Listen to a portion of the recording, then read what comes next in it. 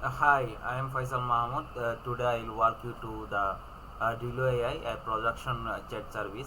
Firstly, we have done with the Fast API, and also as a backend service I have used LangChain also, and for the LLM agent I am using Grok API, and also Redis, and for the caching and patenting for the Redaction. Firstly, we will just install that requirement, and in there our main system diagram, if we see there from there is a client side, when something request is posted to the fast API, then there is a intent router. That intent router, firstly there is some rejects, right?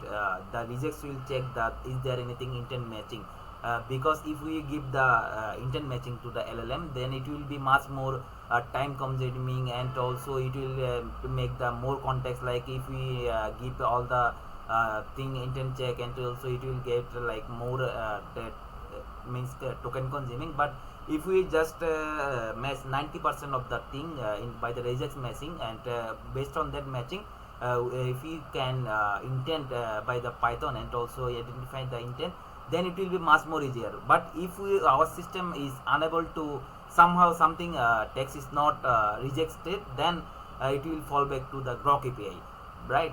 Then LLM will easily find that what is the intent of that thing. Then after getting the identifying the intent, then it will go to the LangGraph orchestrator. That orchestrator firstly check the anything in the state or anything in the cache. Then it will go to the task or tool execution pane. Then if there is there any redis caching and other anything already preloaded in that cache, then it will come to the from the cache. And if there anything in the execution loop, then it will go to the execution. And also there is some compliance check there, PI, personal identification, or email, or something social SSN number. Then if there is anything in there, it should not go to the LLM, and there is a our certain mechanism so that it will be compliance rules. Then after that everything is done, and also if it is okay, then for the certain text response, then it is sending to the Grok API. Then the Grok and which is the LLM, then it will give the response. So for the scaling thing, we are using AWS scaling. So firstly, when something then API client is calling, then AWS firstly routing to the AWS route 53, that which is the domain, and also and all other DNS thing. Then there is I will assign a AWS WFI a guard. That guard will help us to protect from the DDoS and all other. Then after that it will redirect to the application load balancer. That load balancer will decide which route to the where to redirect the loads to the app instance or app 2, which is the more trying more traffic. And then it will be auto scaling. Like if there is a 99% CPU, then it will make another instance. Then based on that it will redirect the request to the, so that everything is okay and fine. And also for the caching I will use multi-agent region, so that it will go out and fast for the every regions, like USA history, Amazon West. So every there, and it will be go there. And also for the ECR thing I will use dockerize that thing, and also from the ECR I will pull it. For that, firstly I will use Python slime that, then dockerize it, and I will also CI/CD thing, so that if something is pushed, then it will go to the server, right?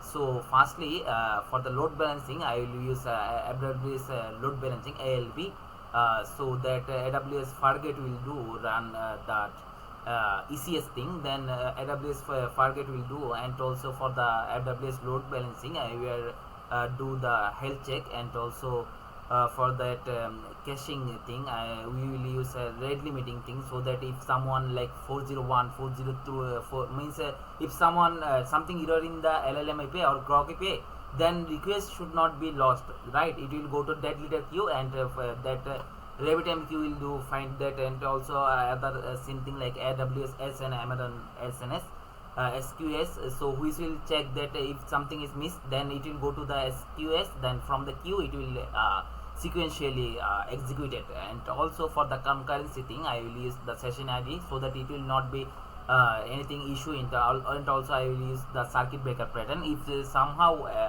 grok API is down, then it will check the local anything in the cache. It means it will be not a single point of failure. There is should be some mechanism, right? If something is broken, then another one will be started. So for that, if we have so many requested and like million users, then we need to we do the all the target limit. Then we need to do in the Kubernetes and also Redis queue. So for that Kubernetes, I will run the FastAPI orchestrator to run that all the replica set to the Kubernetes pod, and also load balancer I will use nginx, so that there is a balance in there, and also SLS.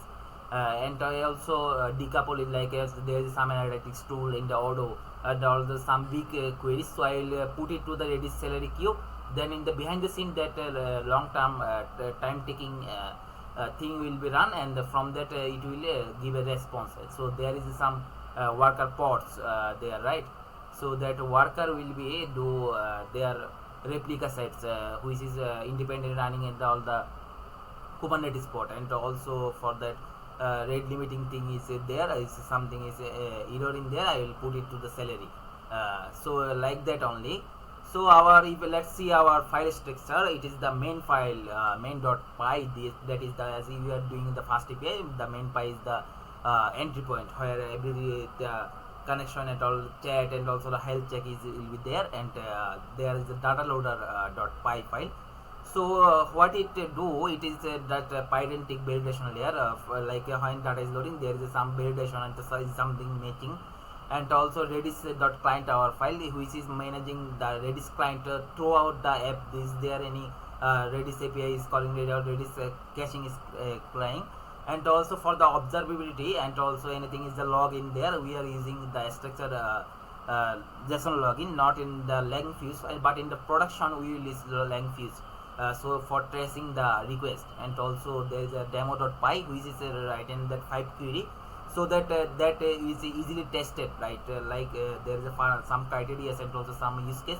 If that demo.py is run, then based on that it will be fetching that tools. And there is some tools, like in the tool folder there is a some core tool and also allow list. So that core tool will do like a deterministic tool. So it is not a reactive, it is deterministic, so that it can easily decide on themselves, not just congested in some reacted that. And also there is some allow list, right? For example, some vendor have the vendor access, and also another user cannot be access another user.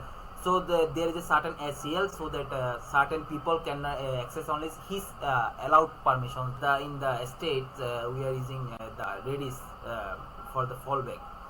So for the routing thing, we are using the Regex find, and also for the groks. So in the routing, there firstly it is checking the Regex, is there anything is matching in the Regex or not.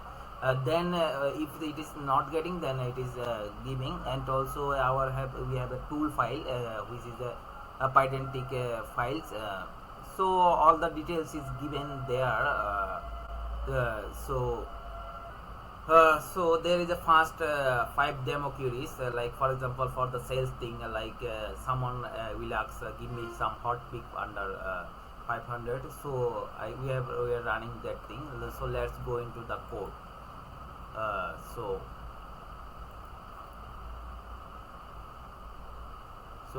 we are seeing that there is some chain. So it has the orchestrated thing. So what is that chain is there? Firstly we will go to the router thing. So let's go through our code. So what is router is doing, there is some like Regex matching, right? As we have seen, there is some intents like sales is recording checking, or is it checking the compliance record, or is it checking the vendor onboarding, or OPS stock checking, or general KB, or busted forward, whatever it is. So our main design decision was the Regex matching. Is there anything means without calling to the LLM, our Regex is checking is there anything matching at that.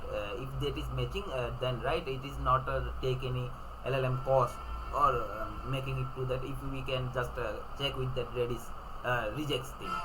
So that's why we are in the router thing, we are routing that with the Regex thing, like for the sales record. So is there anything is asking the what is the price product, that thing. So what should how should I like all the intent pattern we are checking, is there anything matching, then we are for the compliance check, is there anything compliance related question, and then we are matching with the rejects, and all for the vendor thing we are matching on the vendor be related thing, and also in the thing if that is missed, then also for the stock thing, and so is it asking about quantity, stock, inventory, how much. So then it will check that one, and for the general knowledge base, is there for procedure thing, shipping guideline, how do we what is.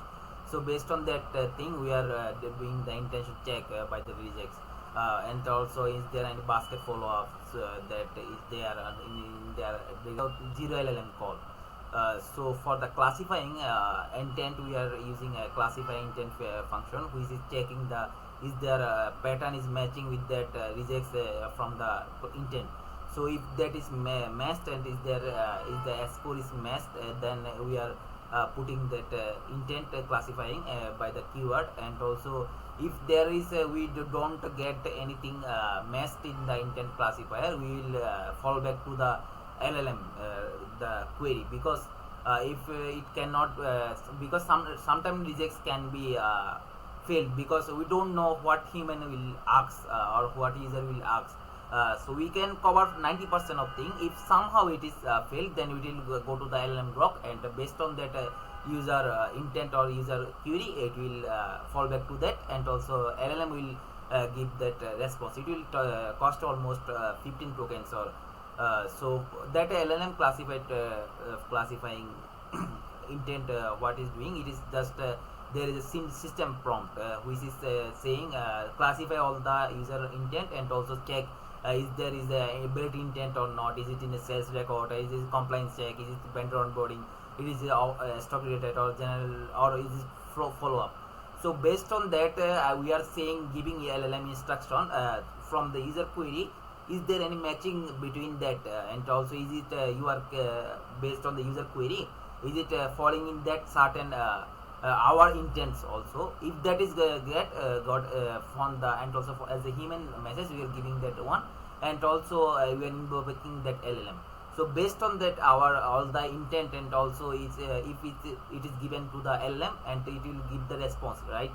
Because LLM know that how human is saying, and based on matching it will give the intent and also match it, so that we it will be much easier to for the tool call. It is the else condition. If the rejects failed, then we are going to the LLM calling. So say like all the valid intents are given in there. If there is a in the valid intent, then we are giving in the it is a like if it is not in valid intent, so then we will give the warning, right? If it is valid, LLM return the invalid. So and also in the logger we will log back it. So for the query instruction there is some help back, like right, if someone asks California or someone TX, so for that thing we are making the tested map, so that it will be much easier to if someone like here, then it is California, so that we keep it in a key value pair, it will not directly go to the LLM. It will also help us in some way, so that our less token cost. So for the budget thing from the query, then for example if someone asks how much the budget, so it will checking the all the rejects thing, and also matching how much is there is budget, how much budget is given. So that by reject we are expecting that from that. And also if you can see the SQ from the query, someone is asking from SQ, so even reject matching, is there anything about SQ? If this is matched, then we are returning that thing from the query. So and another function is that extract quantity from the query. So is there anyone asks about how much quantity or anything about? So based on the rejects we are checking is there any character. So what is doing, if you directly if you given it to the LLM, then it will cost some token, right? So without costing token, we are firstly doing intent based thing, and also rejects matching, so it will much helpful for us, and also it will reduce some token costing. So and also for the ordinal thing like first one, second one, third one, so we are matching with that, so that mapping if it is first, second, third to the index matching. so it will be much easier for our backend and also Odo. So what orchestration doing there in the LangGraph, there is a LangGraph is a like a state machine, right? There is it is like a graph structure from the with the tree A B C D like a graph structure. Graph is connected with 1 to 3 like a tree, so in the length chain also it connect the chain with the one with another. Firstly that we have chain which is a sales record, it will just use the tool hotpicks, and also is there any compliance filter on there. Not means firstly it will check the hotpick, and it will not directly go to the LLM, right, for the compliance thing. It firstly filter out that any compliance thing that enters reduce the so that it will not expose that record to the LLM. And also that there is a chain B, like a second chain, it is connected to another LangGraph. So in there it will check that in the asset matching, and also is there a compliance check, so it will check is there any compliance mismatching, and also a social network number or any phone number, like a traceable thing, it will filter out so that LLM don't get it. And also for the vendor onboarding, there we are keeping the vendor validating, so that is nothing wrong is there, then it is going to LLM. Not blindly trusting a LLM. And also OPS stock, we are checking a stock by per warehouse, how much stock is there by the function, then we are giving it to the LLM, so it will just say it in the natural format, so that our data is as from backend, so LLM will never hallucinate, because it will just giving the as a human language, but behind the scene our API is doing the whole thing, so that single source of truth is the database, not the LLM, so that hallucinate will be so much reduced. So in there we have also basket follow up, it is checking from the session, like is it from the like someone asked what is his name, then after that is there any follow up, then previously then it should remember the username, or for example someone checked the card previously, then he's just gone, and suddenly he came, then he should know about that, like he already previously asked that, so that from the session it will find that thing, right? So main LLM role is there, it is just explaining, and also is there any format, or also explain what is the output tool, so it will not in fact fail, and also what intent to ask. So and also LLM orchestrator do orchestrate between the tool LangGraph, so it is a clear DAG tools, right? Deterministic agent, so it is not React agent, we are using deterministic, like from the route it is from the route is the routing to that, and like based on the intent finding, then it will redirect to the specific tool, and the tool will get the our specific JSON or something, like for example is it want some SQ thing, then it got the intent, then based on that intent it will redirect to the tool, and based on the tool it will format that LLM, right? So this is working like that only, so that it will less pricey. So mainly the design is like main tool output, we allowed it to the 2000 character, so it don't make the prompt load, and also more and more pricing, so that's why and also we are reducing the PII information before giving the LLM, so that it no one can prompt injection or hijack something, so it will be much compliance we are following. So if you see that code tool calling, it is there, and also saying also observability, we are using that LangGraph state, where we are giving that all that thing graph state, and also we are calling that API in that LLMA, and also we are using Grok API key. So in that system prompt we are using that wholesale from that APIs, and also from the tools getting that response, and also using that Regex and all the thing, and also we are giving that some sticks rules, so that it never make up any Regex thing, and also it don't make up the SQ, and also for the stock query it don't hallucinate, and also see pre-stack was and a warehouse was is there any so that's why we are using a system prompt, and also so for that there is another orchestrator which is the routing for the node. So firstly it is checking that is there any Regex matching or not, if not then it is going back to the LLM agent. So let's see, is there anything in the basket keywords and or not, and if it is the intent is matching, then it is firstly it is giving there. If it not is intent is not matching, then it is going to the LLM. So for the execution level, we are fastly getting the intent, and also is there any user query, and also what is the type of the user, is there anything session. After taking it is we are routing back to the chain API chain calls, right? So from the like if there it is intent the sales, and then it is detecting the sales, and it is the complex, and it is the detect to that compliant check, and also for the vendor is the vendor, and also is this checking that stock is. So based on that intent, we are redirecting it to that following that, and also is there any permission error or not, then it is giving that permission denied error and all the thing. And also for the sales representative, it is checking that firstly it is going to the hot peak, and also we are checking the complex filter. After checking that complex filter, then it is going to back to that, right? So it is taking that time. And also we are keeping that only allowed product should be go to the user, so that unallowed product, and also if it is not his user, it is not allowed, then it should not be go to the him. So it is also there is a security check, and also there is a part session parts there is we are getting some code session wise, and also his how much hot fix is there, who is the allowed product, we are sending it to them.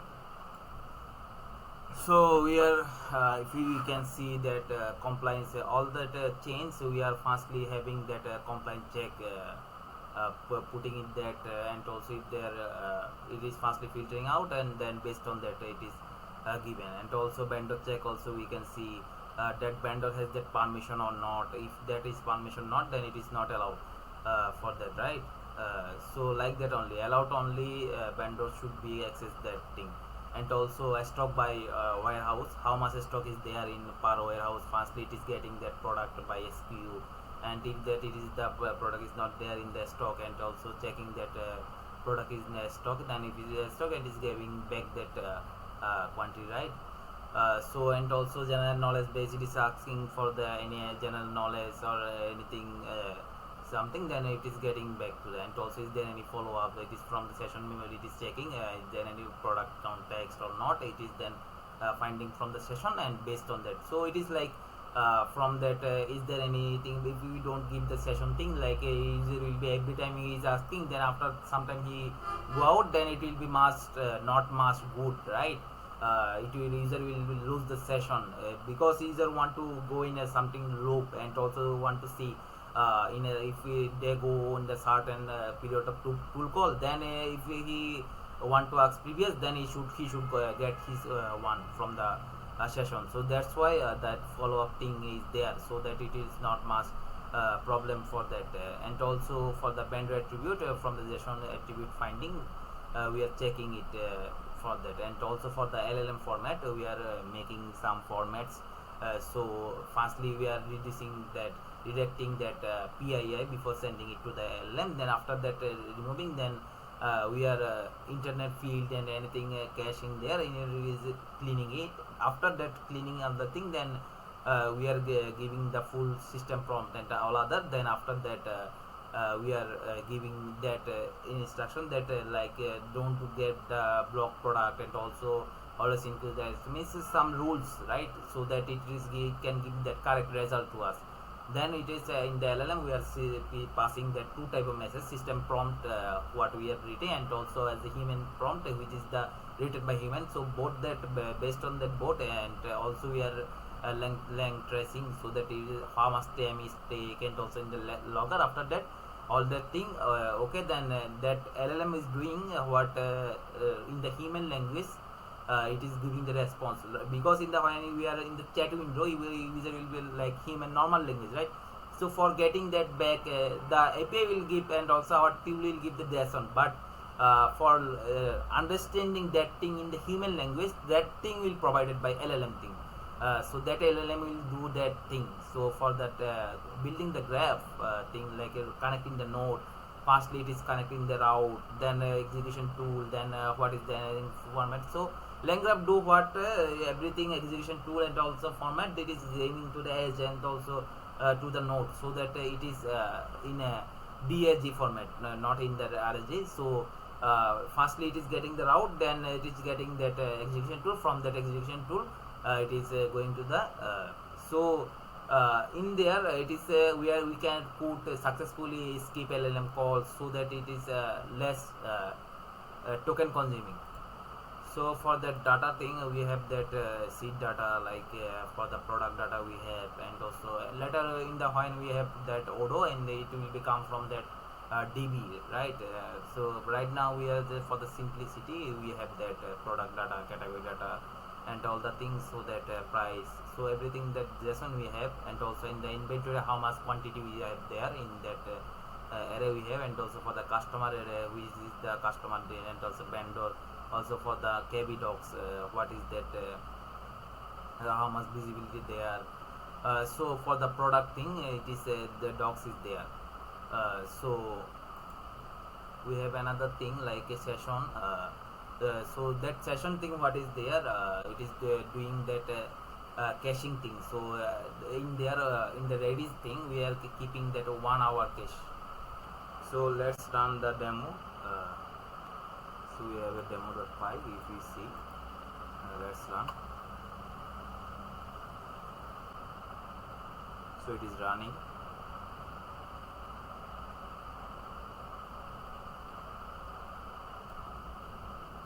So it is running.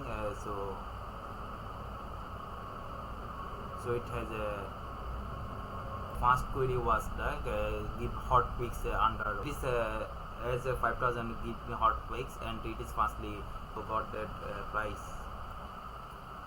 So firstly from the intent it got that that $5,000 and based on that hot pick after it is calling the sales recall, and also firstly it is getting the hot pick for that state, and also that budget it got from the tool, and for the compliance sector it is filtering out that state, and also is there any product ID, then response it is giving like, see if you see there is a under 5000 there is a 4 products, right? So from that product it first from the based on that intent and also tool, so we can see it is all the available. See so why that there is another, it is why it is blocked.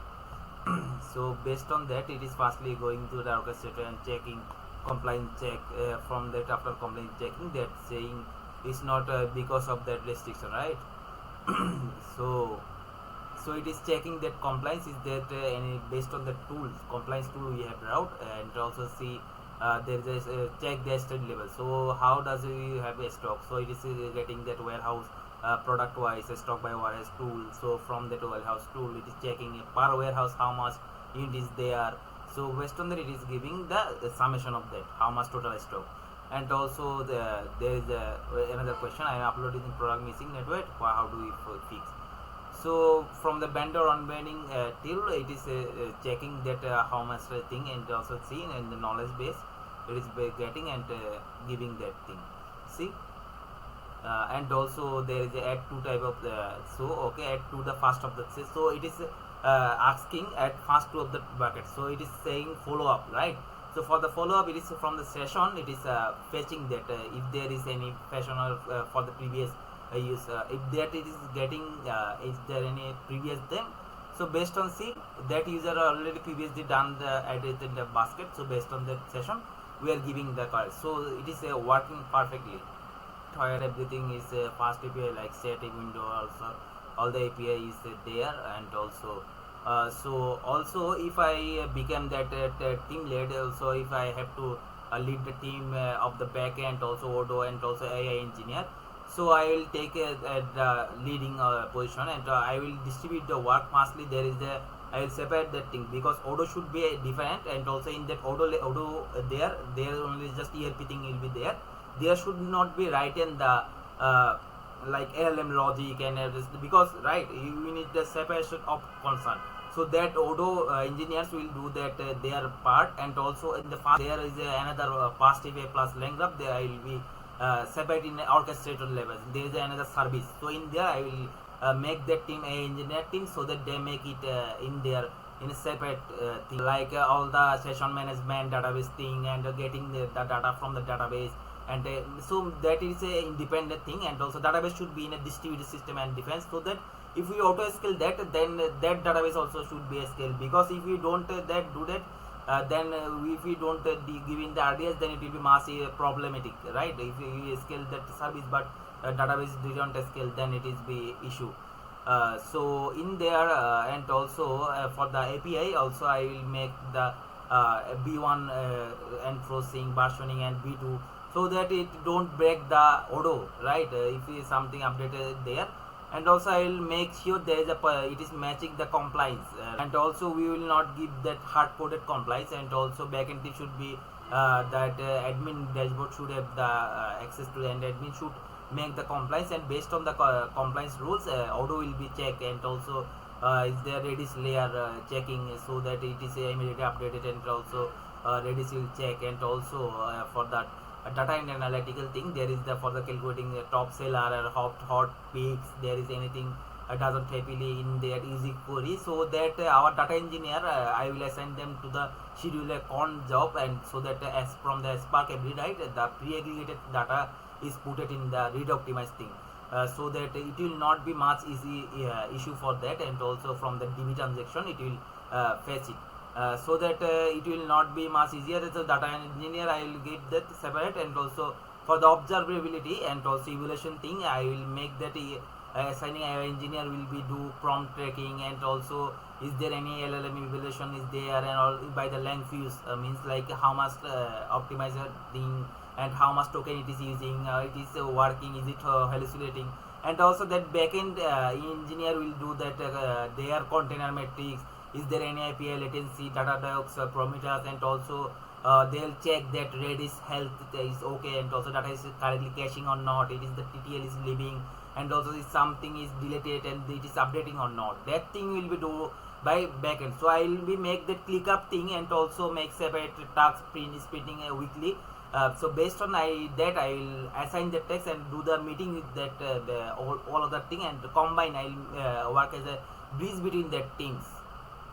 And also for the scalability thing, we will be using AWS thing. And also for the if is someone that hammer that auto thing, then we will use rate limiting thing from the AWS layer, so that if there someone want to do DDoS, and that will be stuck, and also application load balancer will be cache them. And also for the caching we will be use distributed elastic cache, so that if there is a mobile from the device request heated, then it should not panic that auto, and also so that the reload will be much, and it will be much fast. And also if something API also somehow grok API timeout, then I will use something like the RabbitMQ, and in the queue I will put that in that, and also I will later means if something error in there, so that query don't failed, and it will be behind the scene, it will extend that and recall that, and also like retry mechanism. So in that way it will work like that. So if LNM timeout and also circuit breaker, so that it will be using from that.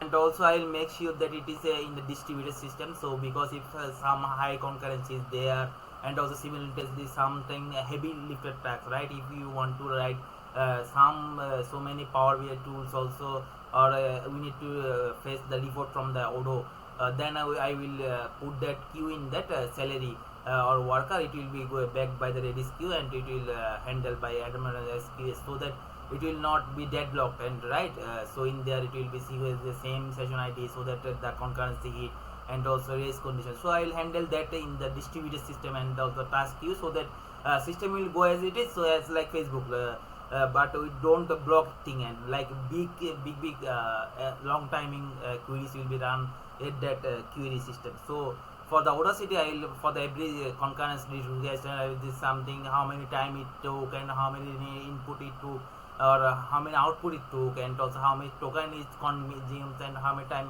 So based on that I will do LangFuse, so that I will track, and also I will track is the using Amazon Cloud was, so that it correctly trace, and also if there's something error, so we can see historical availability and historical accountability what error we are facing. So that project mainly finally what we will say that project we are separating the core logic and also logic gating formatting, and also that service orchestration level is separate, and the docker is everything in there, and also in the Kubernetes if there is mask there, it is like in the Kubernetes in that there is a separate docker, and it will be handled by Kubernetes, so that if we don't have that scaling issue, and also I will use distributed system and also circuit breaker theory, so that it will work for if there unity scaling in the AWS. So that's what it is doing, and also for that less token using, we are using also Regex intent filtering, so that it will take less time, and so that we are using deterministic thing, so that it don't blindly let AI to hallucinate. So that's what our Relo AI is doing, not hallucinating, less token using, and also scalability, and also compliance issue, and also it is data, so that PII data is don't leak. So we are thinking about everything, and also combining it in a different services, so that if one service is down, there is no issue, it will show it from the memory. Thank you for that. So I am Faisal Mahmood. Thank you.